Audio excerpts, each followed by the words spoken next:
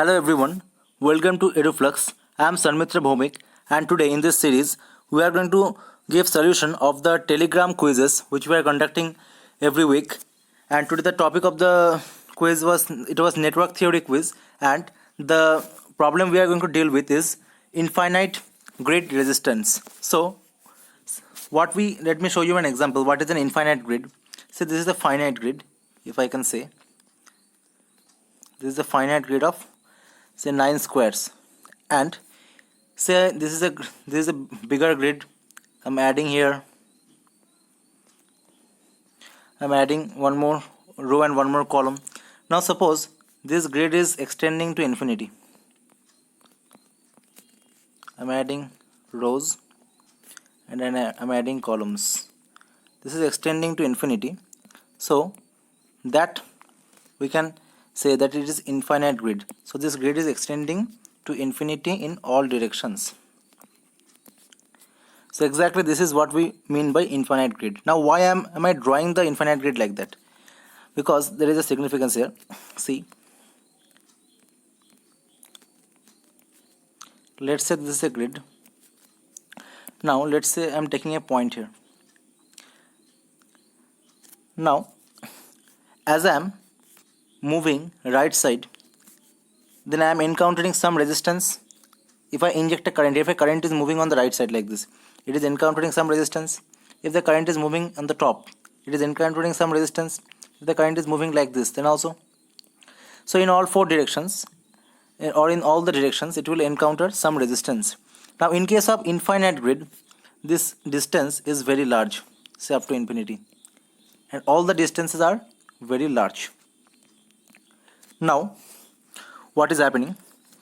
I can say if I inject a current here, that current will be distributed in an uniform manner. This is I by 4, this is I by 4, and this is also I by 4. That means if I have a plate, say I have a plate, and I am injecting some charge here, or let's say I have current here. This plate is uniform, and at the center if I am injecting, then this current will get distributed uniformly. Don't worry about the return path. There is definitely some return path, but it will be, say, return path is uniformly distributed along the periphery. So it will just distribute uniformly. But that will not be the case if I am injecting the current, say, here. But if this circle is infinitely large, then I can say all these distances are almost equal. Because we don't know the distances, it is infinitely large, so it is encountering the same amount of distance and thus the same amount of resistance. Now let's come to the problem. Now I think you have understood what principle we are going to use here. We are going to use here the principle of symmetry. Now let's draw the infinite grid at first. Let's draw the grid.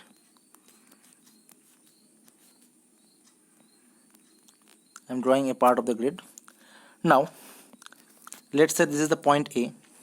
This is a square grid. This is the point B. Now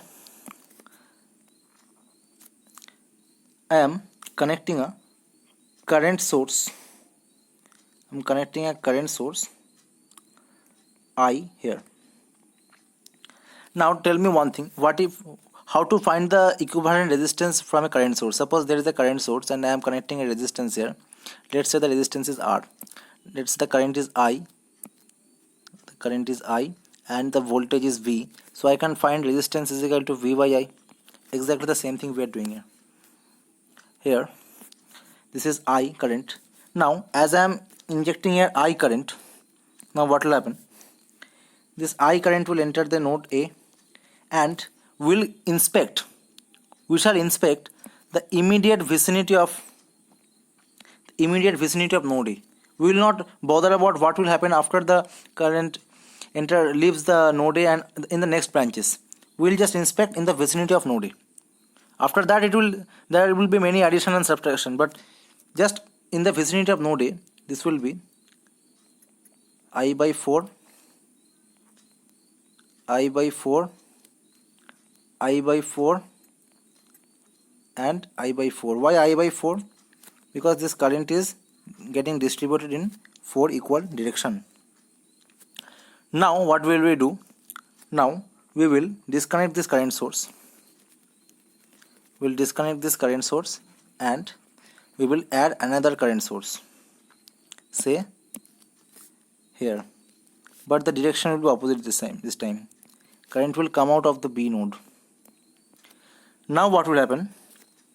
See, now initially, if I write with white, initially the current from A to B, the current from A to B, if you can see here, that was I by 4. Now what is happening? This current I is coming out. So what is in the vicinity of B? Current I by 4 will come this side. I'm showing with pink. Current I by 4 will come this side. Current I by 4 will come from here, I by 4, and even from AB the current will be I by 4. So let me draw in a neat manner now. Let me draw in a neat manner.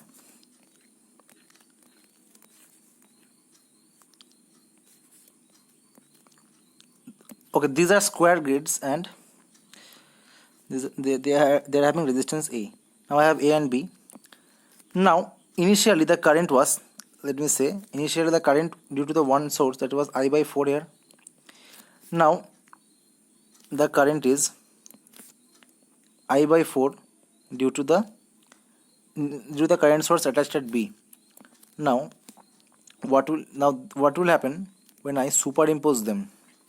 Initially only one current source was acting at A, B was open, and next one current source is acting at B and A was open. Now we are superimposing them and the net current is I.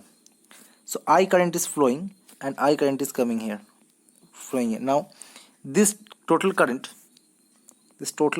what I can write here is that I by 4 plus I by 4, that is due to superposition. So that will come out to be I by 2. Now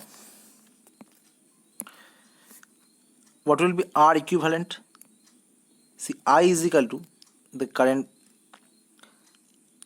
I is equal to, or I can say one thing, I can write here the voltage across VAB, that can be I by 2 into R. So V by I, that is VAB by I, R by 2. So our answer for this question is R by 2. Now the viewers are requested to try the question that we have given in the test, by yourself. It was a triangular grid. And you are requested to attempt this question yourself. And I'm giving you some hint. If I inject a current I here, it will distribute equally and it will become I by 6.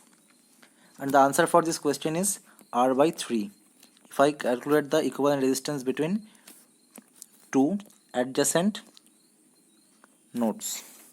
So that's all for this video, and if you like our content, then please subscribe to our channel and please join our Telegram group for more such quizzes. Thank you.